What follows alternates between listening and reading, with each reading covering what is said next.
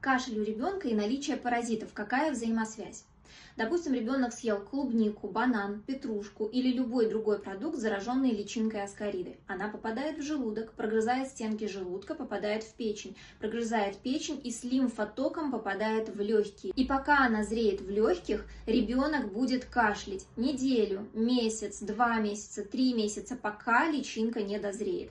Дальше ребенок ее с мокротой выкашляет, снова проглотит, и далее уже в желудочно-кишечном тракте она будет спокойно жить, размножаться, есть все питательные вещества, поэтому ребенок будет жить в постоянных дефицитах. Она будет гадить внутри организма, отравляя постоянно продуктами своей жизнедеятельности. У ребенка будет просаживаться иммунитет и возникать совершенно разнообразные проблемы со здоровьем.